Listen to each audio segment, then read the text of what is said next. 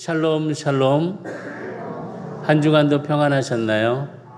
예, 옆에 좌우 보면서 인사하겠습니다. 한 주간 동안 당신을 위해서 기도했습니다. 이렇게 반응 나오는 거 보면은 안 하셨다는 건데요. 저번 주 분명히 말씀을 드렸는데 좌우 상하로 함께 기도할 수 있는 그런 은혜를 나누자고 했는데 이번 주는 꼭 하시기 바랍니다. 이번 주 다시 한번 돌아보면서 내 앞, 뒤, 좌우 누가 있는지, 또 뭐 오늘 또 군에서도 왔고 또 시집장가 가서 왔고, 그러니까 함께 기도해 줄 수 있는 그런 은혜를 한 주간 동안 또 한번 새겨보시기 바랍니다. 오늘의 말씀의 제목을 사랑의 시험이라고 제목을 잡아보았습니다. 사랑의 시험. 예수님께서도 말씀하셨는데 너는 나를 사랑하느냐? 라고 질문을 합니다. 아마 이 질문은 우리가 평생 살아가면서 듣는 게 아닌가라는 생각을 합니다. 저도 가끔 이렇게 얘기 듣습니다. 사모한테 정말 나 사랑해? 그럴 때 참 대답하는 게 참 당연하다고 얘기를 해야 되는데 이상하게 대답이 잘 안 나올 때가 있습니다. 여러분도 그러신가요? 예, 다들 그러시네요. 저만 그런 게 아니라 다들 그러신 것 같네요. 하나님이 아브라함을 시험하시는데 이 시험 자체가 사랑의 시험이었다는 것을 말씀 속에서 볼 수 있습니다. 인간이 당하는 고통 중에서 제일 힘든 고통이 무엇일까? 이걸 생각해 보니까 사랑의 실현이 아닌가라는 생각을 합니다. 여러 가지 일들을 만나고 함께하고 지내왔지만 또 사랑에 대한 문제 때문에 그 고통 때문에 실현을 당하는 일, 그것처럼 큰 게 있을까라는 생각을 참 많이 해봅니다. 그래서 보면은 인생의 문제는 다른 게 아니라 사랑의 문제인 것 같습니다. 너나 사랑해, 나 너 사랑해, 우리 사랑해.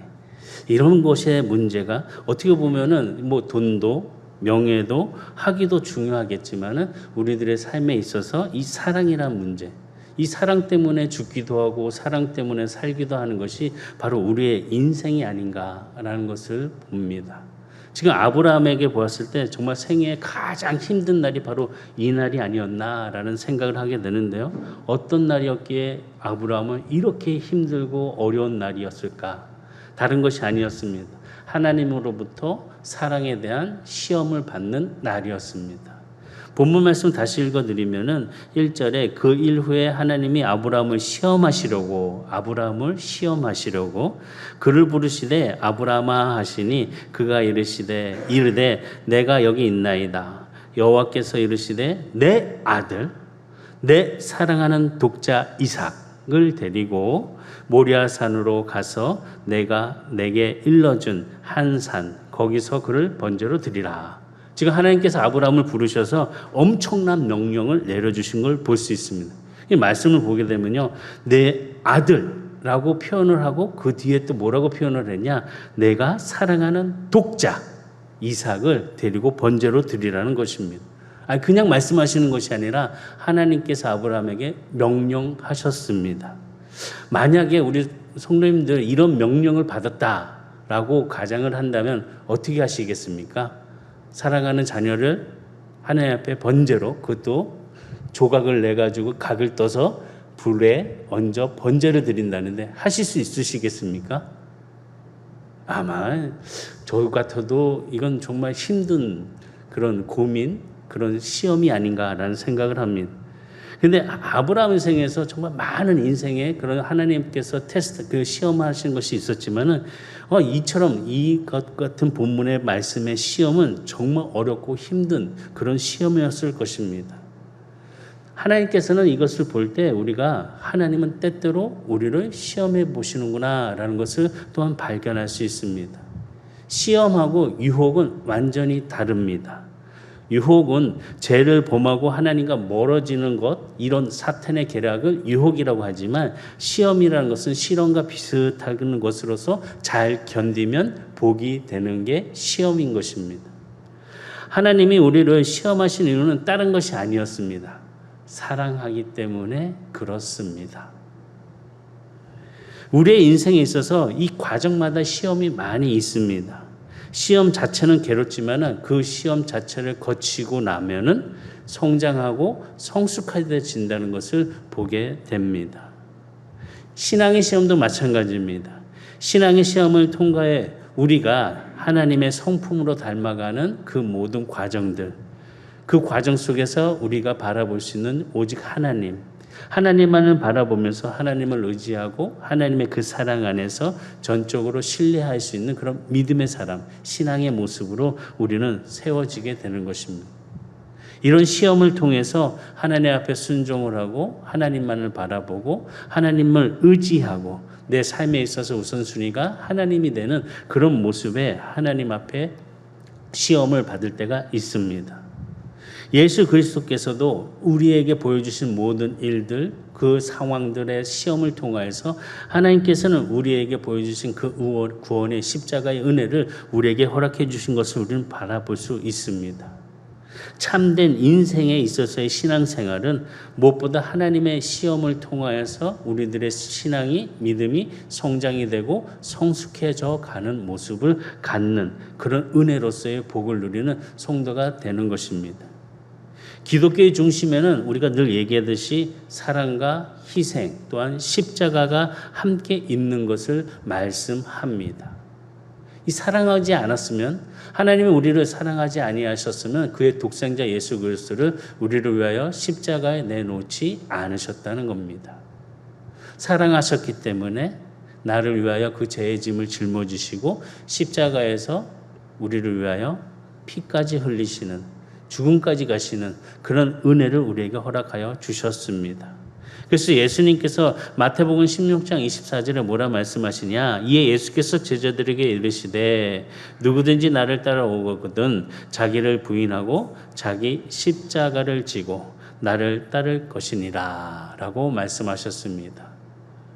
내 것을 내려놓고 십자가에 다 내려놓고 자기를 부인하고 주님을 따라가야 한다는 것입니다. 이것이 진정한 사랑의 모습으로 우리에게 말씀합니다. 삶을 살다가 보면은 불평한 것들이 있습니다. 불편한 것들. 근데 이 불편한 것들이 우리들의 삶에서 불행한 것은 아닙니다. 불편해도 하나님의 뜻을 쫓아가면 기쁘고 감사하고 행복한 사람이 될 수 있습니다. 불편해도 마음이 평강이 안에서 넘치고 자족하는 삶을 산다면 그 사람은 성숙한 사람입니다. 편한 것만 찾는 것, 이것이 행복이 아닙니다. 불편한 가운데도 내 마음이 기쁨이 넘치고 감사가 넘치고 자족할 줄 안다면 이처럼 성숙한 사람이 무엇인지를 스스로가 경험할 수 있다는 겁니다. 다시 보면 성숙이라는 것은 불편하고 고통스러운 고난을 통해서 얻어지는 그 과정에 성숙함을 갖고 갈 수 있다는 것입니다. 시험을 잘 통과해야 한다는 것입니다. 하나님은 감당할 수 없는 시험을 우리에게 주지 아니하십니다. 우리가 우리의 믿음의 분량에 따라서 그 시험을 허락하시는 하나님이십니다. 하나님께서는 아브라함에게 아들을 바치라고 하신 그 시험을 통할 때 그 시험이 바로 아브라함에게는 감당할 수 있는 시험이었기에 그에게 시험을 주셨던 것입니다. 믿음의 사람 아브라함은 인생에 있어서 그 삶이 전부가 하나님을 위한 하나님의 인생의 전부였습니다. 갈대아 우르에서 부름을 받았을 때 주님의 음성에 따라서 갈 바를 알지 못하고 발걸음을 띄고 떠났던 사람이 바로 아브라함이었습니다. 아브라함은 하나님을 사랑했기 때문에 그 음성, 그 말씀을 듣고 아무것도 따지지 아니하고 순종으로 가는 사람이었습니다. 하나님 말씀에 순종했습니다. 때로는 실패하고 넘어질 때도 있었지만은 그 과정을 통해서 하나님을 더욱더 사랑하고 하나님을 더욱더 신뢰하는 믿음으로 아브라함은 형성이 되는 과정을 볼 수 있습니다. 성숙한 믿음이 있었다는 것입니다. 그러던 어느 날 오늘 본문의 말씀 보니까 하나님께서 아브라함에게 귀한 선물을 주셨습니다. 그렇게도 원했던 아들을 허락하여 주셨습니다. 아브라함의 부부가 늙고 희망이 사라진 그때 하나님께서는 그의 가정에 아들을 주신 것입니다. 이삭이라는 이름의 뜻은 웃음입니다. 그 전에는 이 부부에게는 웃음이 없었습니다. 그런데 이삭을 통하여서 웃음이 넘치는 가정으로 변화가 되었습니다. 그런데 이게 문제가 되었습니다. 그날 이후에 아브라함 눈에는 사랑하는 이삭만 보이게 됩니다. 다른 데를 돌리면서 주변을 보고 함께 나누는 것이 아니라 사랑하는 이삭에게만 고정이 됩니다. 아브라함은 갈대아 우르를 떠날 때 하나님의 의식 속에서 하나님 주신 그 말씀에 따라서 순종하면서 발을 옮겨가는 사람이었지만 이삭이 생긴 뒤로부터는 이제 더 이상 하나님의 의식 속에서 하나님만을 바라보는 것이 아니라 이제는 내 눈에 나의 사랑하는 독자 아들 이삭만 바라보고 있다는 것입니다. 이제 더 이상 관심은 하나님이 아니라 나의 관심은 이삭에 있다는 것입니다. 이삭이 안전한가? 잘 자라고 있나? 아니 어떻게 지낼 수 있을까? 라는 그런 걱정과 근심, 어려움. 이삭이 어떤 상황 속에서 어떻게 되지 않을까? 라는 두려움과 염려가 아브라함 마음에 가득 찼습니다. 그때 하나님께서는 아브라함의 마음을 보시고 아브라함을 불러서 말씀하십니다. 내 아들, 내 사랑하는 독자 이삭을 번제로 드려라 라고 명령하십니다. 아니 이런 말씀의 명령을 들을 때 아브라함의 마음은 어땠을까요? 정말 청천벽력 같은 그런 일들이 일어나는 상황이었습니다. 이 시험은 바로 하나님께서 아브라함에게 주신 시험인데 이 사랑을 바로 사랑의 시험이라고 말씀드리고 싶습니다. 다시 얘기하면 하나님께서는 아브라함을 통해서 네가 나를 사랑하느냐? 나를 정말 사랑하느냐? 이삭보다 나를 더 사랑하느냐? 라는 질문의 시험이었다는 것입니다. 이 시험을 통해서 볼 때 이 핵심은 이삭이 아니었습니다. 하나님을 향한 사랑이 얼마나 있냐라는 것입니다. 아브라함은 이삭을 선물로 받은 하나님보다 그 받은 선물을 더 사랑했다는 것입니다. 하나님께서 주신 선물인데 그 하나님에 대한 사랑이 받은 선물이 더 크다는 것입니다. 혹시 하나님보다 하나님 주신 선물에 더 집착하고 있는 우리들의 모습이 아닌가?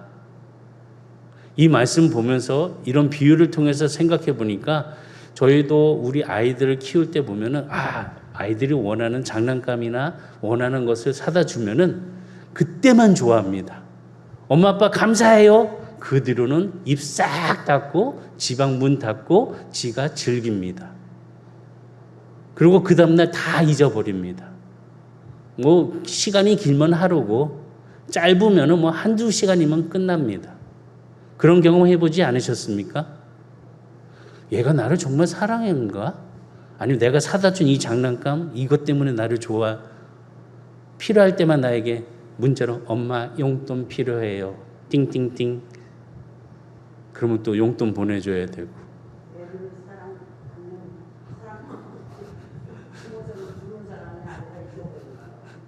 그런 것 같아요. 지금 아브라함도 보게 되면은 하나님께서 귀한 선물 이삭을 주셨는데 하나님을 더 사랑하는 그 마음이 이제는 그 선물에 대한 마음이 더 커져서 하나님, 주체자 하나님을 잊어버리고 선물에만 관심을 가져 있다는 것입니다. 하나님께서 이러한 시험을 통해서 아브라함에게 명령하셨습니다. 너의 아들, 독생자 아들, 그 사랑하는 아들을 번제로 드려라 라고 말씀합니다. 아마 아브라함은 하나님의 이 명령을 듣고 엄청 그 밤에 씨름했을 것입니다. 아니 어느 부모가 네 그냥 그러고 그냥 보낼 수 있을까요? 아마 그렇게 하지 않았을 겁니다. 한참 고민했을 것입니다. 정말 해야 되나? 하지 말아야 되나? 아마 아브라함은 긴 밤을 씨름하면서 그가 생각했을 것입니다. 그 긴 밤을 씨름하면서 아마 이삭만 바라본 것이 아니라 하나님을 바라보았을 것입니다. 영원하신 하나님을 바라보면서 그의 인생에 있어서 중요한 결단을 내리는 그 밤을 지냈을 것입니다. 아브라함은 결단을 내립니다. 이삭을 바치기로 하나님 앞에 결단을 내립니다. 하나님을 가장 사랑한다는 사실을 보여주기 위해서 모리아 산으로 올라가는 것, 그것이 바로 아브라함의 결단이었습니다. 아브라함이 이런 결단을 내리는 그 순간 아브라함의 마음속에 하나님을 향한 그 사랑이 회복되는 것이었고, 하나님께 드린 그 첫사랑에 대한 헌신이 바로 그가 그의 아들, 독생자 아들을 모리아 산으로 데리고 가서 번제로 드리는 하나님의 명령에 순종하는 것이었습니다. 아브라함이 이삭을 데리고 간 모리아 산은 아주 중요한 산입니다. 산 중의 산입니다. 성경에서는 이 모리아 산을 아주 중요하게 여깁니다. 다시 보면 이 모리아 산은 우리가 올라가야 될 산인 것입니다. 그러나 이 모리아 산은 누구나 쉽게 올라갈 수 있는 산이 아닙니다. 왜? 아브라함을 보았듯이 순종의 장소가 바로 모리아 산의 정상이라는 것입니다. 순종하는 것, 말씀을 따라 사는 것, 내 모든 것을 드릴 수 있는 그런 마음에 준비된 이 모리아 산의 정상, 아무나 올라갈 수 있는 곳이 아니었다는 것입니다. 순종해 보지 않은 사람은 그 신앙의 세계를 경험할 수가 없습니다. 하나님의 말씀 앞에 무조건 순종을 통하여서 그 신앙의 삶의 열매를 경험하고 깨닫고 느끼는 것은 내 삶 속에서 하나님 주신 은혜를 그 사랑의 마음 속에서 선물이 아니라 하나님에 대한 사랑의 은혜가 더 크게 보일 때에 이 순종의 열매가 더욱더 아름답게 내 삶에서 풍겨날 수 있는 향기가 될 수 있다는 것입니다. 순종 아무나 할 수 없습니다. 하나님을 절대적으로 신뢰하는 믿음이 없다면 순종할 수 없습니다. 하다못해 아내가 남편에게 부탁을 해도 남편은 에이, 하기 싫은데 라는 생각을 합니다. 오늘 아까 아침에 이렇게 커피 한 잔 마시려고 있는데 어떤 권사님께서 집에서 좀 안경 좀 갖다 줘 그랬어요. 그랬더니 옆에 있던 남자 성도님이 저를 딱 보더니 목사님이 계셔서 싫다고 할 수도 없고 갔다 오겠습니다 하고 갔어요. 딱 보니까 또 안경 쓰고 계시더라고요. 참 그래도 감사해요. 웃으려고 그렇게 말씀을 유머로 하셨는지 모르지만 우리는 그런 것 같아요. 누구의 얘기를 잘 따르지 않으려고 해요. 내가 하고 싶은 대로만 하려고 해요. 내가 원하는 것만 하려고 해요. 서로가 아름답게 조화를 이룰 수 있는 것은 조금씩 내려놓고 맞춰가는 그 삶 속에 열매를 맺을 수 있는 아름다움이 무엇인지를 지금 아브라함을 통해서 우리 성도들의 마음속에 그 은혜를 나누는 성도가 되시기를 주의를 축복합니다. 하나님을 절대적으로 신뢰하는 그 마음속에 아브라함은 자기가 사랑하는 독자 아들을 모리아산에 데리고 가서 번제로 드리려 움직입니다. 말씀에 순종하는 것을 보여주었습니다. 사랑할 때 순종할 수밖에 없습니다. 사랑하지 않으면 뭐라고 얘기해도 들어주지 않습니다. 그러나 사랑하면 다 듣습니다. 아들을 바치라는 명령에 순종하고 있는 것은 바로 신앙의 극치를 보여주고 있는 모습입니다. 그러면 이 신앙의 극치를 무엇으로 아브라함의 순종이 우리에게 보여주냐? 첫 번째로 말씀드리고 싶은 것은 그 순종은 즉각적인 순종이었다는 것입니다. 순종이라고 다 같은 순종이 아닙니다. 지체하는 순종이 있고 즉각 순종하는 것이 있습니다. 우리 성도님들은 내가 무슨 얘기를 했을 때 이 반응 나오는 게 집에서 자녀들에게 가족 구성원들에게 이야기했을 때 반응이 바로 오는 게 좋습니까? 한참 있다가 반응이 없는 게 좋습니까? 바로 오는 게 좋죠. 하다못해 식사하세요. 그러면 바로 오는 게 좋습니까? 민기적거리고 TV 보고 있거나 신문 보고 있거나 딴짓하고 있는 게 좋습니까? 바로 오는 게 좋죠. 괜히 좋은 화목한 시간에 식사를 나눌 때 늦게 오는 바람에 당신은 말이야 짜자자자자자자자자 그래서 불편한 식사가 될 수 있습니다. 아브라함의 순종은 어떤 순종이었냐? 즉각적인 순종이었습니다. 창세기 22장 3절의 말씀 보면은 아브라함이 아침에 일찍이 일어나 나귀의 안장을 지우고 두 종과 그의 아들 이삭을 데리고 번제에 쓸 나무를 쪼개어 가지고 떠나 하나님이 자기에게 일러주신 곳으로 가더니 아침 일찍이 일어나 아마 그 밤에 깊은 기도를 통하여서 결단을 내리고 순종의 발걸음을 아침 일찍이 움직였다는 것입니다. 다시 얘기하면은 그의 순종은 지체하는 순종이 아니었고 즉각적인 순종을 보여주었습니다. 때로는 하나님의 말씀에 그 명령에 지체하다가 순종의 기회를 잃어버릴 때가 있습니다. 조금만 좋아지면요. 조금만 시간이 더 생기면요. 미루다 보면은 하나님이 주신 그 기회가 떠나버리게 된다는 것입니다. 우리는 하나님의 그 은혜의 사랑 속에 어떠한 말씀 속에 내 마음에 들려주신 음성이 있다면 곧 순종함을 통하여서 열매를 맺는 아브라함과 같은 그 사랑에 인정받는 축복의 성도가 다 되기를 주의로 축복합니다. 요한복음 14장 21절에 보면 나의 계명을 지키는 자라야 나를 사랑하는 자니 나를 사랑하는 자는 내 아버지께 사랑을 받을 것이요 나도 그를 사랑하여 그에게 나를 나타내리라. 바로 어떠한 반응의 순종을 보임을 통하여서 그 사랑을 확인하고 그 사랑을 함께하고 있다는 것입니다. 또 신명기 28장 2절에 보면 내가 내 하나님 여호와의 말씀을 청종하면 이 모든 복이 내게 임하며 내게 이르리라. 청종하면 그러니까 들음으로 끝나는 것이 아니라 듣고 순종하면 그 말씀 안에 복이 우리에게 임한다는 것입니다. 순종하기는 힘들지만 그 결과는 아름답다는 것을 기억하시기 바랍니다. 하나님의 음성을 들었다면 즉각 순종하는 믿음으로 나아가시기를 바라겠습니다. 제자들은 예수님의 부르심을 받았을 때 어떤 모습을 보였을까? 그들 또한 즉각적으로 순종하며 따라가는 모습을 보여줍니다. 마태복음 4장 19절에서 20절까지 말씀을 보면 말씀하시되 나를 따라오라 내가 너희를 사람 낚는 어부가 되게 하리라 하시니 그들이 곧 그물을 버려두고 예수를 따르니라.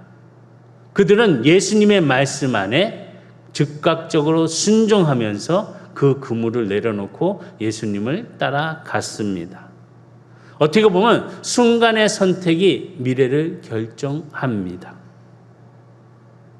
순간의 순종이 영혼을 결정할 수 있습니다.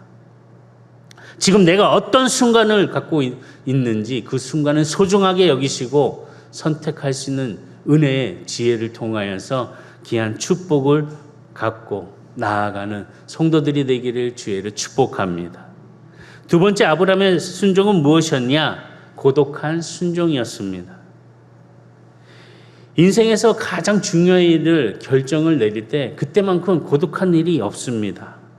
그때만큼 철저하게 홀로 있는 마음, 홀로 있는 상황이 된다는 것을 느끼는 시간입니다. 아브라함이 내린 결정은 고독한 결정이었고 또한 고독한 순종이었습니다. 이삭을 바치겠다고 중요한 결정을 내렸을 때 아브라함이 그의 아내 사라와 상의를 했을까요? 성경을 보니까 그런 내용이 나오지 않습니다. 성경에는 그런 말이 없습니다. 하나님의 명령을 듣고 아브라함이 그의 아내 사라에게 사라요, 내가 하나님께 음성을 들었는데 그 명령은 우리 사랑하는 아들 독자 이삭을 모리아산에 가서 번제로 드리는 거라네. 당신은 어떻게 할 건가? 이렇게 얘기하면 사라가 뭐라고 얘기했을까요? 아마 힘들었을 겁니다. 아니 어떻게 얻은 아들인데요? 안 돼요. 할 수 없어요. 라고 이야기할 수 있을 것이고 또 한편으로는 네, 하나님께서 말씀하신다면 따라야지요. 이렇게 했을 것입니다. 아마 그 가운데 또 아브라함은 그 이야기를 들으면 또 갈등했을 것입니다. 이래야 되나 저래야 되나. 근데 성경을 찾아보니까 그 안에 아브라함이 사라와 상의했다는 내용은 없습니다. 다시 보면 아브라함은 혼자 결정을 내렸다는 것입니다.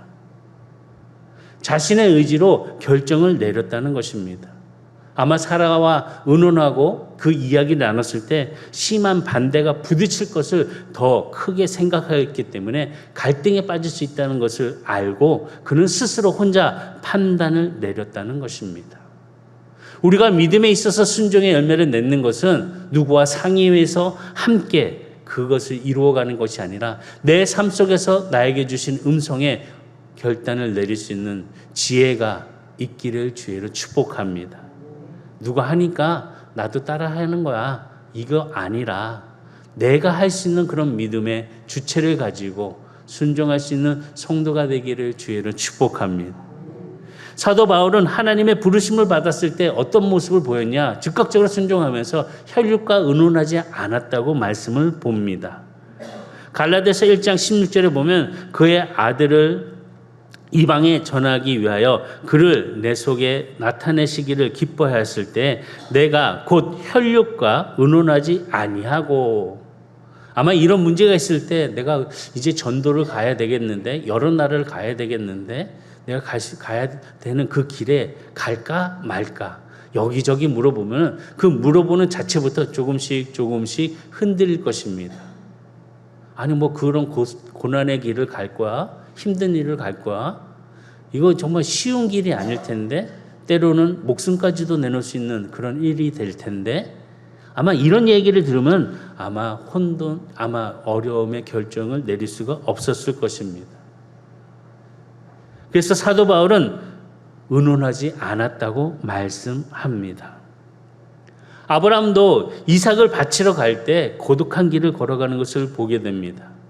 창세기 22장 4절과 5절의 말씀 보면 제3일에 아브라함이 눈을 들어 그곳을 멀리 바라본지라. 이에 아브라함이 종들에게 이르되 너희는 나귀와 함께 여기서 기다리라. 내가 아이와 함께 저기 가서 예배하고 우리가 너희에게로 돌아오리라 하고.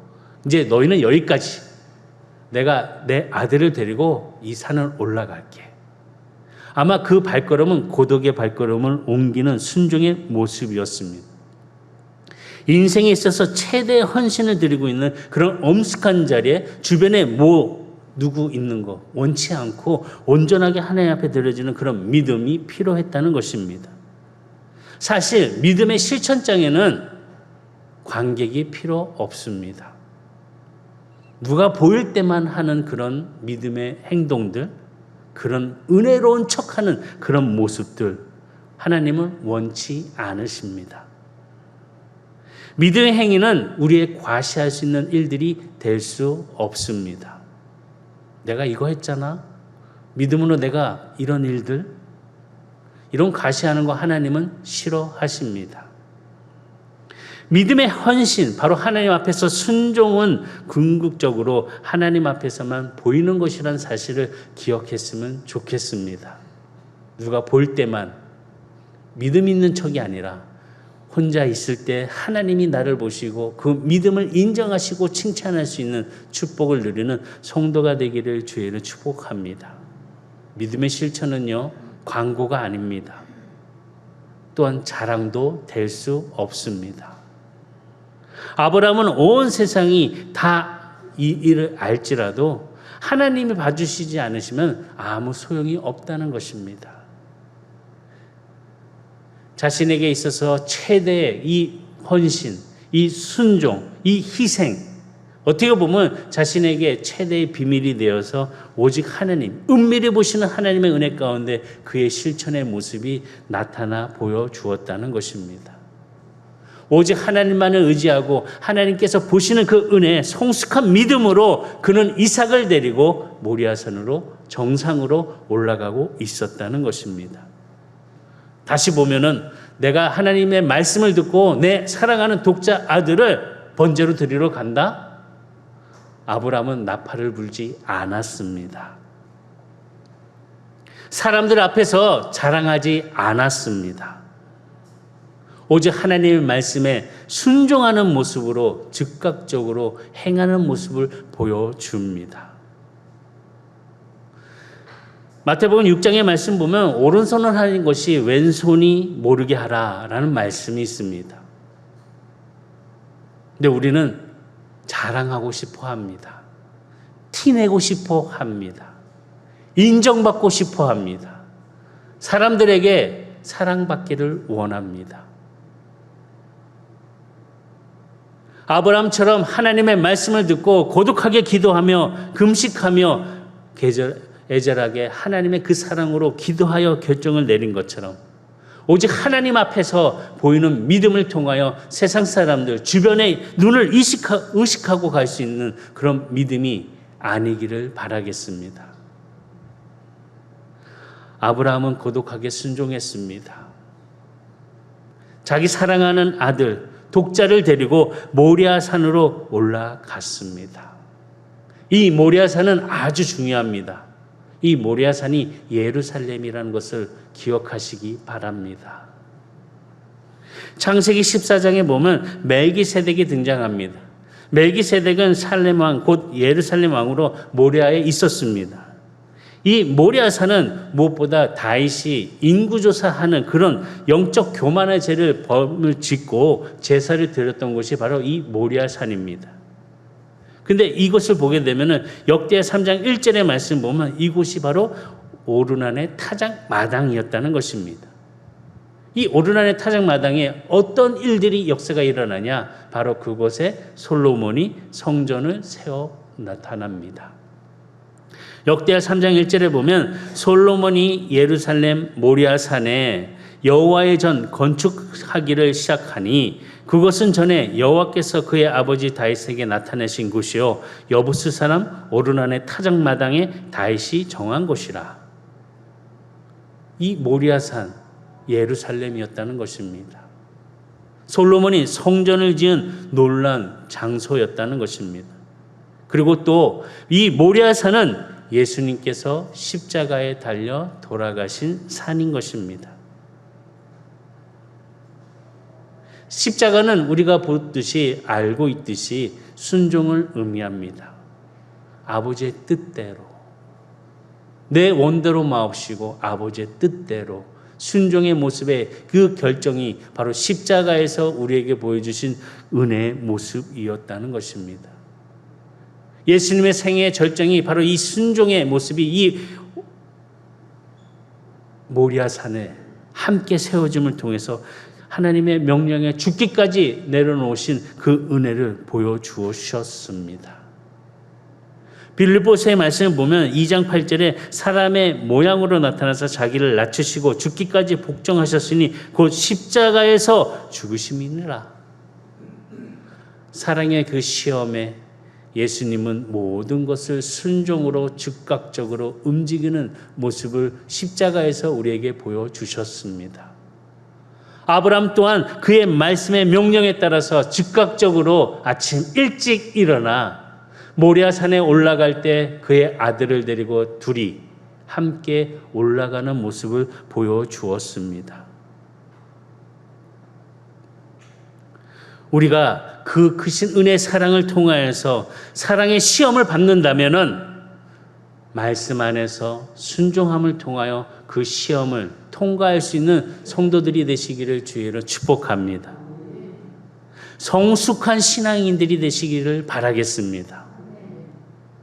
2024년도 우리가 무엇보다 말씀 안에서 영적 성숙함을 이루는 표를 가지고 우리 교회가 함께 교제를 나누면서 톡톡의 시간을 갖습니다. 내가 경험하는 하나님, 나에게 주신 은혜의 하나님, 이것을 함께 나누면서 우리들의 영적 성숙함이 무엇인지를 서로 깨닫고 또 느끼고 또 더 풍성한 은혜를 바라보면서 갈 수 있는 우리 선한 성도들이 다 되기를 주의로 축복합니다. 순종은 나쁜 것이 아닙니다. 하나님께서 우리에게 주신 놀라운 축복인 것입니다. 예수님은 순종함을 통해서 그 은혜가 우리에게 영생으로 허락하여 주셨다는 로마서 5장 19절의 말씀 보면 한 사람이 순종하지 아니함으로 많은 사람의 죄가 죄인된 것 같이 한 사람이 순종하심으로 많은 사람이 의인이 되느니라. 한 사람이 순종함으로. 예수 그리스도가 십자가에서 순종으로 돌아가심을 통하여 우리에게 의를 허락하여 주시고 새 생명을 주신 그 기쁨의 은혜가 내 삶 속에서 사랑의 시험을 잘 견디고 말씀에서 승리할 수 있는 복된 성도들이 다 되시기를 주의로 축복합니다. 승리하시기를 바라겠습니다. 사랑으로 기쁨이 가득 채워지시기를 바랍니다.